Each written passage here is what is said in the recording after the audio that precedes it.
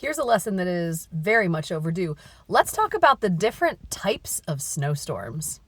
This really came to light for me after we had our blizzard talk. And I said, we don't get blizzards that often in New England. And some people took that to me and I said never, and I didn't mean never. It's just that they happen rarely because they're very specific blizzard conditions. So let's talk about all the different types of snow. First, snow flurries, snow showers.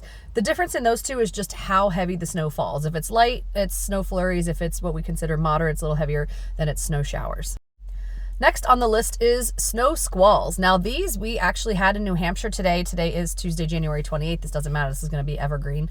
Snow squalls are sudden, intense snowfall. They sometimes are accompanied by strong winds, and they give you whiteout conditions for a very short period of time.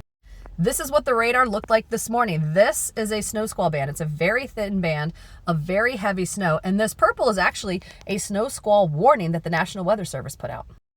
Next on that list is lake effect snow.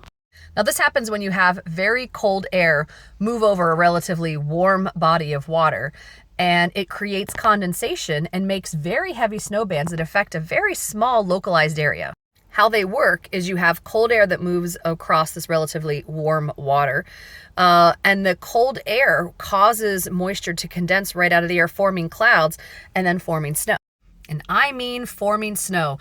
So typically our predominant wind direction goes from west to east. So on the eastern side of the lakes is where you get these snowfalls that can be measured in multiples of feet.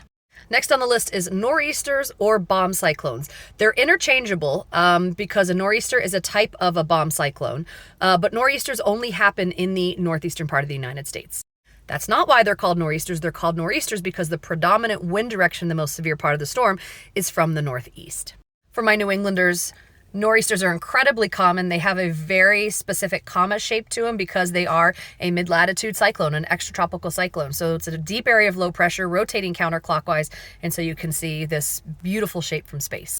With them comes a very interesting mix of snow and rain. So there will be a line typically oriented northeast to southwest when these happen in New England, and south of there, and you're going to see where the low pressure is going to be kind of in the middle. It's almost the dividing line. South of there, it's going to be rain. North of there, it's snow. And it's very close to that rain snow line where you get the heaviest snows, where you get the most amount of snowfall. And this predominant wind direction right here is straight from the northeast.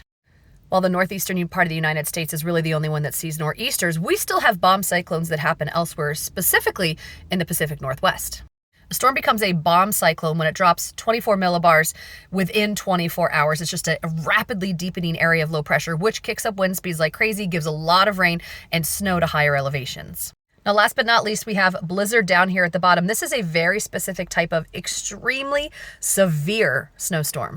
Blizzards are characterized by having 35-mile-an-hour winds or greater, visibility down to a quarter mile or less, and blowing snow or, falling snow, something that gives whiteout conditions for 3 consecutive hours at a minimum.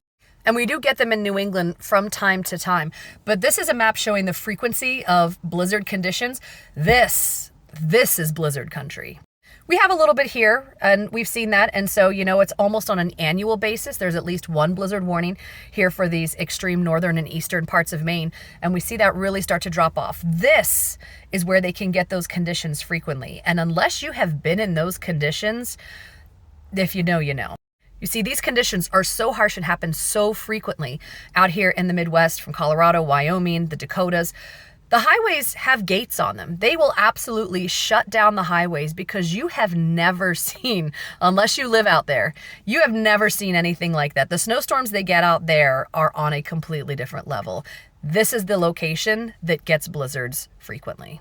It is not easy to meet the criteria for a blizzard in New England. It does happen every couple of years. Just so you know, you need blowing snow, 35-mile-an-hour winds or greater, quarter-mile visibility for at least 3 hours. But what's really cool is it doesn't actually have to be snowing. It could just be blowing snow on the ground, which actually usually provides more of whiteout conditions than falling snow.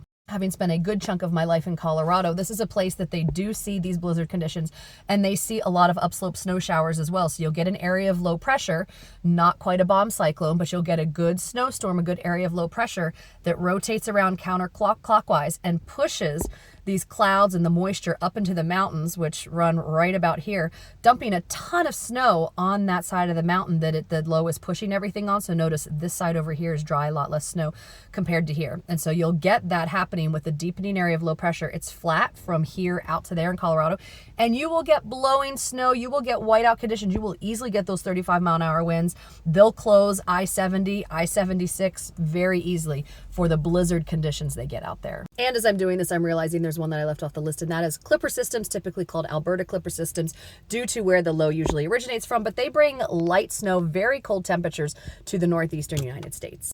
Not known for being big wet snowmakers. The snow they produce is very, very cold, so it's very, very dry. It's very, very light and fluffy. It can accumulate quickly in some instances because of how light and fluffy it is, but they are not known for like gargantuan amounts, and it is known for how cold it typically gets after these pass through. So hopefully this helps to provide a little bit of clarity, helping people understand the difference between snow flurries and snow showers, snow squalls, lake effect snow, a nor'easter and or bomb cyclone, and blizzard conditions. These are all very different things. Some can happen within each other, but generally speaking, these are all separate events.